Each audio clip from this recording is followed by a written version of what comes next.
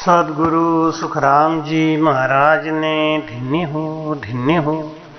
सदगुरु युक्ति राम जी महाराज ने धिन्य हो। सदगुरु स्वामी श्री कुशाल दास जी महाराज ने धिन्य हो। संत श्री ज्ञानेश्वरी बाई जी महाराज ने धिन्य हो। गुरुदेव आपके धिन हो। महाराज आपके धिन हो।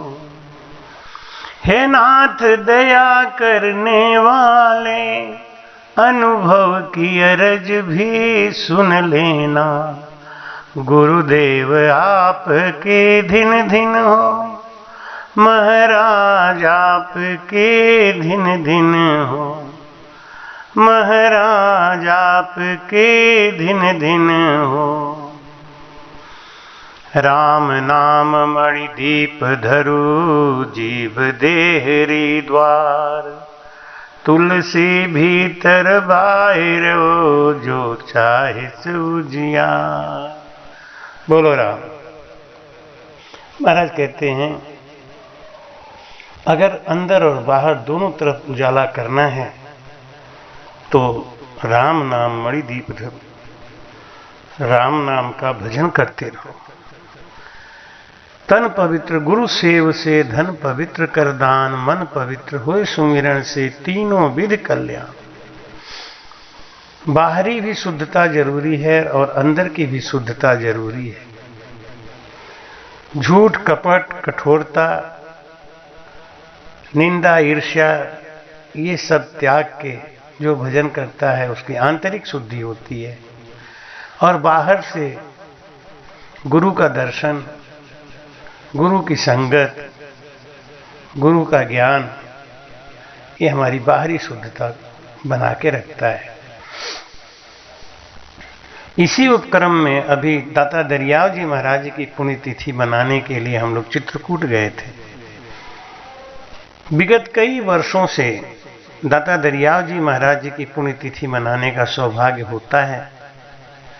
दाता दरियाव जी महाराज जी का जन्मोत्सव करके मैं अपने चातुर्मास को विश्राम देता हूँ। ये मेरा नियम है।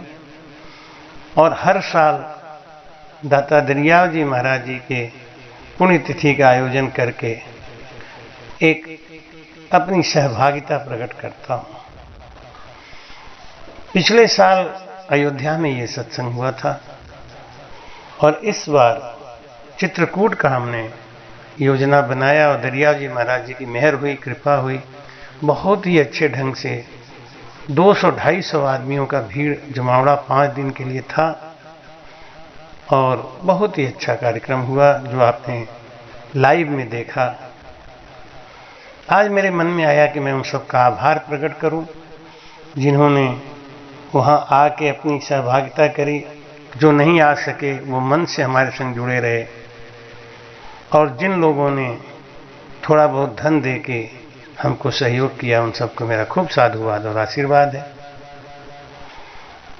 इसी श्रृंखला में आइए जानते हैं कि चित्रकूट का महात्म क्या है। चित्रकूट है क्या? ऐसी कथा आती है कि विवाह के 12 वर्ष बाद 13वें वर्ष के प्रवेश में श्री दशरथ जी महाराज ने उत्तम गुणों से युक्त, सत्य पराक्रम वाले सद्गुणशाली अपने प्रिय ज्येष्ठ पुत्र श्री राम को, जो प्रजा हित में संलग्न रहने वाले थे, प्रजावर्ग का हित करने की इच्छा से प्रेम बस युवराज पद पर अभिषिक्त करना चाहा। राम के राज्याभिषेक की तैयारियां देखकर रानी कैकेयी ने, जिसे पहले ही वर दिया जा चुका था, देव माया से मोहित होकर मंथरा से उकसाई जाकर राजा से यह वर मांगा कि श्री राम का 14 वर्ष का वनवास और भरत को राज्याभिषेक हो। कैकेयी का प्रिय करने के लिए पिता की आज्ञानुसार उनकी प्रतिज्ञा का पालन करते हुए वीर श्री राम वन को चले। विदेह वंश वैजयंती मिथिलेश राजनंदिनी श्री राम प्रिया श्री जानकी एवं श्री सुमित्रा नंदन लक्ष्मण भी प्रेम बस प्रभु के साथ चल दिए। उस समय पिता श्री दशरथ जी ने अपना सारथी भेजकर एवं पूर्ववासियों ने स्वयं साथ जाकर दूर तक उनका अनुसरण किया। फिर श्रृंगवेरपुर में गंगा तट पर अपने प्रिय सखा निषाद राजगुह के पास पहुंचकर धर्मात्मा श्री राम ने सुमंत जी को अयोध्या के लिए वापस विदा कर दिया। निषाद राजगुह लक्ष्मण और सीता के साथ श्री राम मार्ग में बहुत जल वाली अनेकों नदियों को पार करके एक वन से दूसरे वन को गए। महर्षि भारद्वाज का दर्शन करके गुह को वापस कर दिया। फिर वाल्मीकि जी के दर्शन किए और उनकी आज्ञा से ही चित्रकूट पहुंचकर वहां वे नाना प्रकार की लीलाएं करते हुए एक रमणीय पर्णकुटी बनाकर उसमें आनंद से रहने लगे। इधर अयोध्या जी में पुत्र वियोग में व्याकुल महाराज दशरथ जी ने सुना कि मंत्री सुमंत आए हैं तो थोड़ा आराम अनुभव किया, परंतु यह सुना कि वह तो अकेले ही आए हैं तब महाराज अति व्याकुल होकर राम राम कहते हुए मूर्छित हो गए। कुछ समय बाद मूर्छित अवस्था से बाहर आए तो महारानी कौशल्या जी से कहने लगे कि अब मेरे प्राण राम के वियोग में निकल जाएंगे। मुझे भयंकर सन्नाटा सा प्रतीत हो रहा है और मुनि शांतवन का श्राप भी याद आ रहा है। तब कौशल्या जी ने पूछा कि मुनि ने आपको श्राप क्यों दिया? महाराज बोले, हे महारानी, जब मैं युवावस्था में था तो जंगल में शिकार खेलने के लिए निकलता और शिकार किए बिना राजधानी नहीं लौटता। एक दिन शिकार मिला नहीं, मैं एक सुंदर तालाब पर जाकर बैठ गया। रात्रि हो गई, कोई प्राणी शिकार के निमित्त वहां आया ही नहीं। एकाएक मुनि पुत्र श्रवण कुमार पानी भरने आया। पानी भरने की आवाज को सुनकर मैंने सोचा कोई प्राणी है, मैं शिकार कर लूं। ऐसा सोचकर मैंने शब्द भेदी बाण चला दिया। बाण के लगते ही मुनि कुमार चिल्लाने लगा, हे राम, मेरे माता पिता को पानी कौन पिलाएगा? मैंने सारी रात जानकर जल की झारी हाथ में लेकर श्रवण कुमार के माता पिता को जल पिलाना चाहा, किंतु माता देवी ज्ञानवंती व पिता मुनि शांतवन अति प्यासे पुत्र श्रवण कुमार की प्रतीक्षा में अति अधीर थे और बार बार श्रवण का नाम लेकर बोल रहे थे, अभी तक क्यों नहीं आया? अरे श्रवण, अभी तक क्यों नहीं आया? बड़ी देर हो गई।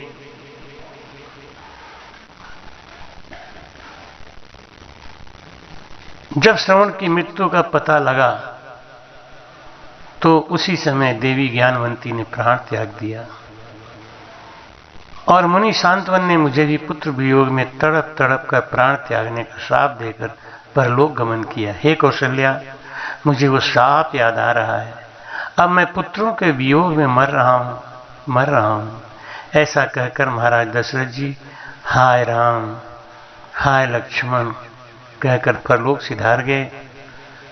सारे व्याकुल अवधवासियों को मुनि वशिष्ठ जी ने संभाल कर कैकेयी देश से भरत जी को बुला भेजा। श्री भरत जी ने महाराज जी का अंतिम संस्कार कर श्री राम जी से मिलने के लिए अवधवासियों सहित वन की ओर प्रस्थान किया। निषाद राजगुह को श्रृंगवेर के से साथ लेकर पैदल ही भरद्वाज मुनि के आश्रम आए। वहां भरद्वाज मुनि ने अपनी सिद्धि के बल से सभी अयोध्या वालों के लिए उत्तम भोजन का प्रबंध किया। गुह के बताए मार्ग से पैदल ही भरत जी वनों में पागल की भांति श्री राम जी को पुकारने लगे। चलते गए श्री भरत जी महाराज चित्रकूट पहुंचकर ज्येष्ठ भ्राता परम प्रभु श्री राम से यूं प्रार्थना करते हैं, हे प्रभु, आपकी जय हो। मैं तो आपकी शरण में हूँ। हे स्वामी, आप ही सच्चे राजा हैं। मैं आपको अयोध्या के लिए लेने आया हूँ। प्रभु, हमारी प्रार्थना सुनिए। परंतु महान यशस्वी श्री राम जी ने भी पिता के आदेश का पालन करते हुए राज्य की अभिलाषा न की और भरत जी के आग्रह करने पर राज्य के लिए चिन्ह के रूप में अपना खड़ाऊं भरत जी को देकर उन्हें बार बार आग्रह करके लौटा दिया। श्री भरत जी ने श्री राम जी के चरणों को स्पर्श किया और श्री राम जी के आगमन की प्रतीक्षा करते हुए नंदीग्राम में पर्णकुटी बनाकर सन्यासी के भेष में रहने लगे। शत्रुघ्न जी को अवधपुरी का रक्षा का भार सौंपकर वहीं से राज्य करते रहे। इधर श्री भरत जी के लौट जाने पर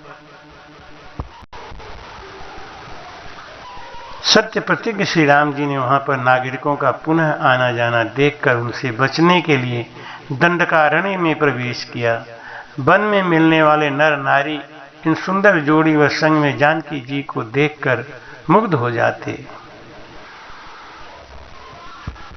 सब उनसे पूछते थे, कहवा से आवल, कवन दिशवा जैब बबुआ बोलते ना, केहू देहलिस घरवा से निकार, बबुआ बोलते ना। किसी गांव के पास से जब वो निकलते तो ग्राम की स्त्रियां माता सीता को घेर लेती और विविध प्रकार के प्रश्न पूछती कि ये कौन है, कैसे इनके माता पिता कठोर हो गए, हे सखी ये सुंदर राजकुमार लगते हैं, तुम भी राजकुमारी सुंदर लगती हो, पैदल चलने का अभ्यास नहीं है फिर भी वनवास दे दिया। इस प्रकार गांव के वन के मार्ग के स्त्री पुरुष बातें करते और भाभी को प्रबल मानते। दंडकारण्य रूपी महान वन में पहुंचने पर महावीर श्री राम ने विराध नामक राक्षस को मारकर क्षीरभंग, सुतीक्ष्ण, अगस्त जी आदि मुनियों का दर्शन किया। श्री राम जी ने दंडकारण्यवासी अग्नि के समान तेजस्वी उन ऋषियों से राक्षसों को मारने का वचन दिया और संग्राम में राक्षसों के वध की प्रतिज्ञा ली।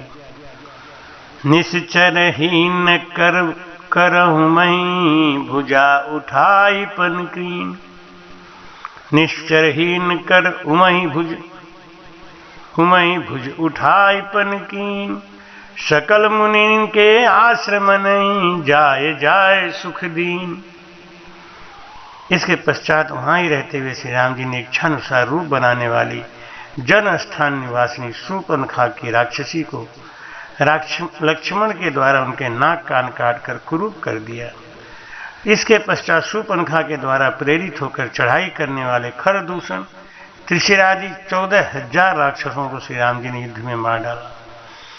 तदंतर राक्षसेंद्र रावण ने प्रतिशोध की भावना से मारीच की सहायता से श्री जानकी जी का अपहरण कर लिया और श्री जानकी जी को लेकर जाते समय मार्ग में विघ्न डालने के कारण श्री जटायु जी को आहत कर दिया। पितृव्रत पूज्य जटायु के द्वारा ही श्री राम जी को श्री जानकी जी का पता मिला। उसके बाद श्री जटायु ने श्री राम जी की पावन गोद में अपने प्राण त्याग दिए थे। श्री जटायु जी का अग्नि संस्कार कर वन में श्री सीता जी को ढूंढते हुए श्री राम जी ने कबंध नामक राक्षस को देखा तो उसे भी तत्काल अग्नि में जलाकर शुभ गति प्रदान की। वह कबंध राक्षस पूर्व जन्म में धनु नाम का गंधर्व था जो ऋषि स्थूल शिला के श्राप से राक्षस बन गया था। कबंध के द्वारा संकेत पाकर श्री राम जी ने परम भगवती सबरी जी का मातृत्व सम्मान किया और उत्तम गति प्रदान की। फिर श्री राम जी सबरी के संकेतानुसार श्री हनुमान जी से मिलकर सुग्रीव से मित्रता की और सुग्रीव के कथनानुसार संग्राम में बाली को मारकर उसके राज्य पर श्री राम ने सुग्रीव को बिठा दिया। चातुर्मास की समाप्ति के बाद उन वनराज सुग्रीव ने सभी वानरों को बुलाकर श्री जानकी जी का पता लगाने के लिए भेजा। संपाति नामक गिद्ध के पता बताने पर महाबलवान श्री हनुमान जी 100 योजन विस्तार वाले समुद्र को कूद कर लांग गए। वहां रावण पालित लंकापुरी में पहुंचकर उन्होंने अशोक वाटिका में श्री सीता जी को चिंता मगन देखा। तब उन विदेह नंदिनी को पहचान मुद्रिका देकर श्री राम का संदेश सुनाया और उन्हें सांत्वना देकर उन्होंने वाटिका का विध्वंस कर डाला। अक्षय कुमार असंख्य राक्षसों का संहार कर डाला। इसके बाद वे जानबूझकर पकड़ में आ गए। श्री ब्रह्मा जी के वरदान से अपने ब्रह्मपाद से छूटा हुआ जानकर भी वीर हनुमान जी ने अपने को बांधने वाले उन राक्षसों का अपराध स्वेच्छानुसार सह लिया। तत्पश्चात मिथिलेश कुमारी सीता के स्थान के अतिरिक्त समस्त लंका को जलाकर वे महाकपि हनुमान जी श्री राम जी को प्रिय संदेश सुनाने के लिए लंका से लौट आए। श्री राम जी की प्रदक्षिणा कर श्री जानकी जी का पता बताया। इसके अनंतर असंख्य वानर सेना को साथ लेकर श्री राम जी ने महासागर के तट पर सूर्य के समान तेजस्वी बाणों से समुद्र को क्षुब्ध किया। तब समुद्र ने अपने को प्रकट कर दिया। फिर समुद्र के कहने से श्री राम ने नल नील से पुल निर्माण कराया। उसी पुल से लंकापुरी में जाकर रावण को सदल बल सहित मारकर श्री जानकी जी को प्राप्त किया। पश्चात श्री राम ने सीता जी की अग्नि परीक्षा करवाई। अग्निदेव ने प्रकट होकर सीता जी को निष्कलंक माना। श्री राम जी के इस कार्य से देवता व ऋषि मुनि संतुष्ट हुए। फिर सभी देवताओं से पूज्य श्री राम जी बहुत प्रसन्न हुए। राक्षस राज विभीषण जी को लंका के राज पर अभिषिक्त कर दिया। स्वयं देवताओं का राजा दशरथ जी से वर पाकर मरे हुए वानरों को जीवन दान देकर अपने सभी साथियों के साथ पुष्पक विमान पर चढ़कर भरत की सुध लेकर श्री अयोध्या जी के लिए प्रस्थान किया। भारद्वाज मुनि के आश्रम पर पहुंचकर सबको आराम देने वाले सत्य पराक्रमी श्री राम जी ने भरत के पास श्री हनुमान जी को भेजा। इधर भरत श्री राम जी के वियोग में अति व्याकुल है। विरह के कारण शरीर कृश हो गया है और इस समाप्ति का समय भी आ गया, फिर भी प्रभु का कोई संदेशा नहीं आया। भरत जी बार बार प्रभु के आगमन की राह देख रहे हैं और प्रार्थना करते हैं। श्री वशिष्ठ जी महाराज को बुलाकर श्री भरत जी ने अपनी व्यथा कह सुनाई। भरत जी ने कहा, हे गुरुवर, मैंने आपके ही सामने चित्रकूट में प्रभु श्री राम जी से प्रण किया कि 14 वर्ष पूर्ण होते ही एक दिन भी प्रभु ने विलंब किया तो मैं प्राण त्याग दूंगा। अब आप ही बताइए गुरुवर, कल 14 वर्ष पूर्ण होने वाले हैं, अब तक भैया राम जी का कोई संदेशा नहीं आया। इसी वार्तालाप के बीच ब्राह्मण भेष बनाकर हनुमान जी भरत लाल जी के पास आए श्री राम जी का संदेशा लेकर।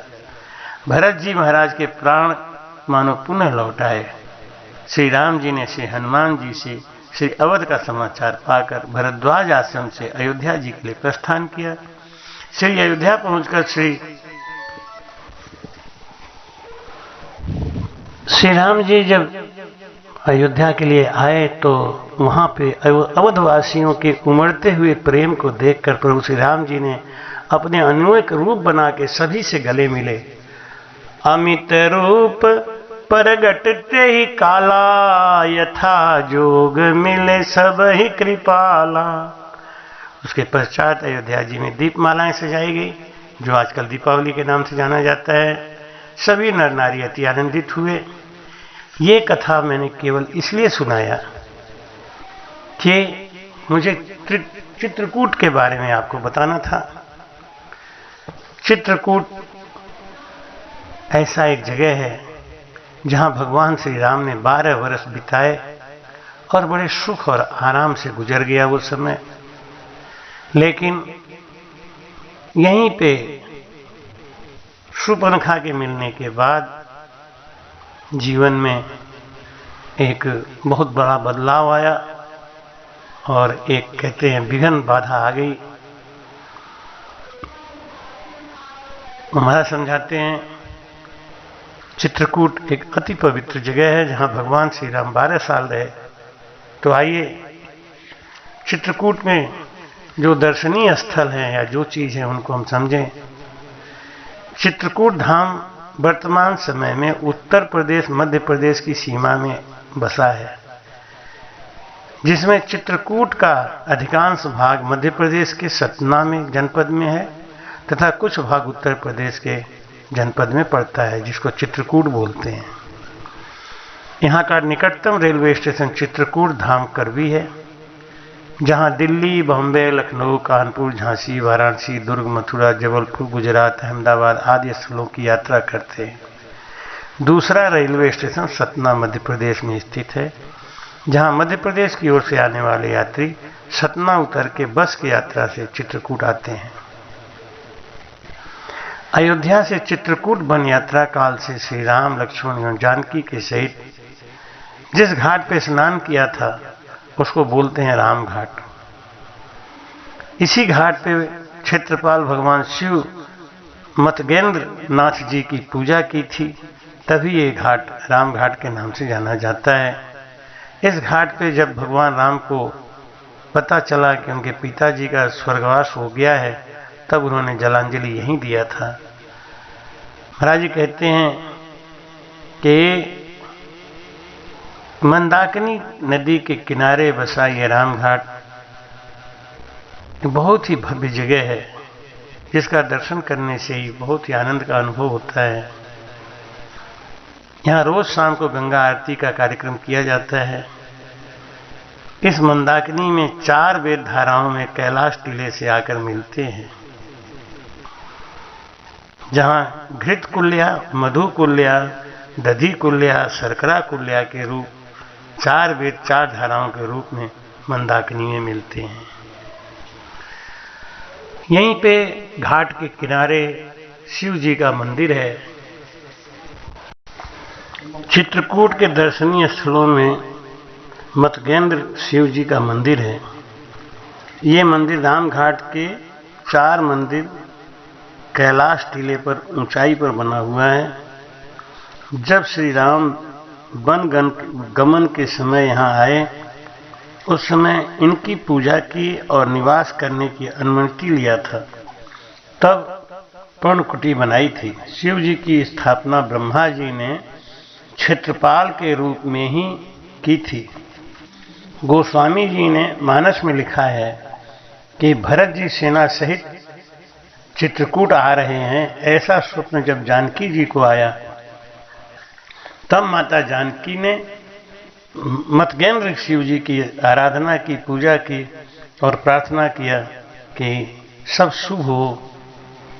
राघव प्रयाग घाट, यहाँ पर 3 नदियाँ आकर मिलती हैं, मंदाकिनी, सरस्वती, पयस्विनी। अतः जब श्री राम को पिता महाराज दशरथ की मृत्यु का समाचार मिला था, तब उन्होंने यहीं पर पिंडदान किया था। तभी से इसे राघव प्रयाग नाम से जाना जाता है। गोस्वामी तुलसीदास जी महाराज पीपल के वृक्ष के नीचे यहीं पे बैठ के चंदन घिसे थे, जहाँ रामघाट के पास में उनकी प्रतिमा स्थापित है। बिजावर मंदिर रामघाट के ठीक सामने, जिस धर्मशाला में हम लोगों ने अपना सत्संग किया, दादा दरियाव जी महाराज जी की बरसी मनाई, उसके ठीक सामने कहते हैं बिजावर की महारानी रतन कुमारी ने इसका निर्माण कराया था। बालाजी मंदिर, बड़े हनुमान जी, भरत घाट, कामदगिरी चित्रकूट तीर्थ में कामदगिरी बहुत ही पवित्र पर्वत माना गया है। यह कामदगिरी की जो श्रद्धा भक्ति से परिक्रमा एवं दर्शन करता है, उनके सभी कार्य सिद्ध होते हैं, मनोकामना पूर्ण होती है। परिक्रमा के मार्ग में कई मंदिर हैं, साक्षी गोपाल, ब्रह्मकुंड, लक्ष्मण पहाड़ी। ऐसा बताते हैं कि लक्ष्मण जी इसी पहाड़ी के ऊपर बैठकर जब माता सीता और भगवान राम सो जाते थे, शयन करते थे, तो उनकी रखवाली करते थे धनुष बाण लेकर। भरत मिलाप, पीली कोठी, राम सैया, गौशाला, वन देवी आश्रम और हनुमान धारा, ये सब चित्रकूट में माने हुए स्थान माने गए हैं। हनुमान धारा पुराने सतमा बस स्टैंड से 4 किलोमीटर दूरी पर शंकरषण पर्वत पर हनुमान जी की एवं शिव जी की मूर्ति विद्यमान है, जो 767 सीढ़ी चढ़ने के बाद आता है। अब तो रोपवे लग गया है, लोग उड़न खटोला से भी वहाँ जाने लगे हैं। यह स्थान भी चित्रकूट तीर्थ में आता है, इसे बनावटी ना समझें। गोयनका घाट, पुत्र जीवा वृक्ष, यहाँ एक वृक्ष है जिसको लोग कहते हैं कि ये पुत्र जीवा है, जिसको पुत्र नहीं पैदा होते, अगर उनकी पूजा करें तो उनको पुत्र की प्राप्ति होती है। कांच का मंदिर, मानस मंदिर, जानकी कुंड, श्री सीताराम जी के विचार के वास्ते मंदाकिनी के दोनों रसवत्स दाद हजारों स्थित है। मुक्तावध, तटद्वया इत्यादि पदों से श्री जानकी कुंड के नाम से संबोधित किया जाता है। जानकी कुंड के दर्शन का पुण्य पूज्य प्राणी के होता है, वही प्राणियों के लिए अदृश्य हो जाता है। जो पापी होते हैं उनको वो पुण्य नहीं मिलता। शीर्षावन स्फटिक शिला, ऐसा कहते हैं, जहाँ पे जयंत ने माता सीता के पैर में चोंच मारा था, स्फटिक शिला। पंजाबी भगवान आश्रम, आरोग्य धाम, राम दर्शन और अनसुईया आश्रम, जहाँ पे अत्रि भगवान ने कठोर तप किया था पुत्र प्राप्ति के लिए, और जहाँ पे माता अनसुईया से 3 पुत्र हुए थे, कहते हैं कि शिव के अंश से दुर्वासा, ब्रह्मा के अंश से चंद्रमा और विष्णु के अंश से दत्तात्रेय जी का जन्म हुआ था। गुप्त गोदावरी यहाँ पे एक ऐसा स्थान है, बताते हैं कि भगवान ने गोदावरी को अपने बाण से खींच के यहाँ से गुप्त रूप में प्रकट किया था, जहाँ राम और लक्ष्मण एक कुंड में स्नान करते थे और उसके ऊपर जो कुंड है उसमें माता जानकी स्नान करती थी। जहाँ पे एक खटखटा नाम का राक्षस माता सीता का कपड़ा उठा के ले गया, उसको लक्ष्मण जी ने मार के उल्टा लटका दिया, वो आज भी पाषाण के रूप में दिखता है। पंचमुखी हनुमान धारा, बांके सिद्ध, गणेश बाग, तुलसी तीर्थ आदि बहुत से तीर्थ हैं। भाई कहते हैं भरतकूप यहीं पे है, 20 किलोमीटर दूर चित्रकूट से। ऐसा बताते हैं कि जो सामान लेकर भरत जी चित्रकूट आए थे राम जी को मनाने के लिए, जब भगवान राम ने उनको अस्वीकार कर दिया तो वो सारा सामग्री जिस कुआं में डाल दिया गया उसे भरतकूप बोलते हैं। लोग उसका दर्शन भी करते हैं। और चूंकि उस जलाभिषेक में पवित्र नदियों के जल थे, समुद्र का जल था, तो वो सब उस कुएं में डाल दिया गया। तो आज भी तीर्थयात्री उस जल का सेवन करके, स्नान करके अपने को पुण्यभागी मानते हैं। इस प्रकार कुल मिलाकर चित्रकूट धाम अपने आप में एक अद्वितीय है। दाता दरियाव जी महाराज जी की पुण्यतिथि मनाने का जो सुख और आनंद आया वो अविस्मरणीय है, उसको कभी भी नहीं हम भुला सकते। हम आपके संग अपना अनुभव शेयर करेंगे। प्रतिदिन सूर्योदय होने से पहले हम लोग आरती करते थे सुबह की, और दिव्य सूर्य दर्शन करते थे। हाँ, गुरु महिमा ब्रह्म स्तुति करके और फिर लोगों को छोड़ दिया जाता था भ्रमण के लिए, स्थान दर्शन के लिए। और 12 से 1 के बीच में खाना पीना का बंदोबस्त होता। 200 आदमियों का भीड़ आया, 200 से 250 आदमी आखिरी दिन तक थे। सबने बहुत सुख का आनंद महसूस किया। जानकी कुंड धर्मशाला के प्रबंधक श्री वरुण जी महंत महाराज जी ने काफ़ी सहयोग दिया। हमारे आनंद बाबा जी का बहुत सहयोग रहा। आनंद बाबा जी ने भी बहुत सहयोग दिया। और हमको तो एक बार भावुकता में बोले कि महाराज आप काशी में ही अपने आप को समझो, किसी चीज़ की कोई तकलीफ नहीं महसूस करना। और वास्तव में बहुत ही हमें जानकी कुंड धर्मशाला में सुख मिला, आनंद मिला, सहयोग मिला। बंदर बहुत ज़्यादा हैं लेकिन बड़े प्रेमी हैं, नुकसान कुछ नहीं करते। हाँ, जो हमारा टेंट लगा हुआ था उसको तो उन्होंने काफ़ी नुकसान दिया, लेकिन क्या करते हैं, जब प्रसाद बढ़ता था तो उनको देख के प्रसाद में लालच आती थी और हम लोग डंडा लेके उन्हें कंट्रोल करते थे तो उन्हें गुस्सा आ जाता। कुल मिला के बहुत ही अच्छा कार्यक्रम हुआ। और आखिरी दिन उत्सव में लोगों ने अपने विचार व्यक्त किए कि इस बार जो ये सत्संग यहाँ किया है, अगली बार इसको हम जगन्नाथपुरी में मनाएंगे। और वहीं पे लोगों ने अपने दान की, कहते हैं दान की झोली खोल दी, और किसी ने 11, किसी ने 21, ऐसे करके तुरंत उस सत्संग के लिए जो 1 साल के बाद 2023 में होना है उसके लिए भी अभी से धनराशि आना शुरू हो गया है। एक विशाल कार्यक्रम जगन्नाथपुरी में करने का मन है अगले साल। दाता दरियाव जी महाराज जी की कृपा बहुत रही, बड़े सुख शांति से सब काम निपट गया। सबको आशीर्वाद है, सबको हमारा खूब खूब आशीर्वाद है, खूब स्नेह प्यार। ऐसे आप सहयोग करते रहेंगे, प्रेम करते रहेंगे, भजन से लगे रहेंगे तो निश्चित रूप से आपकी भी तरक्की होगी, उन्नति होगी और हम अपने इष्ट की सेवा भी कर पाएंगे। प्रतिदिन लोग 1.5 से 2 घंटे जरूर भजन करते थे, वहाँ का नेम बना लिया था।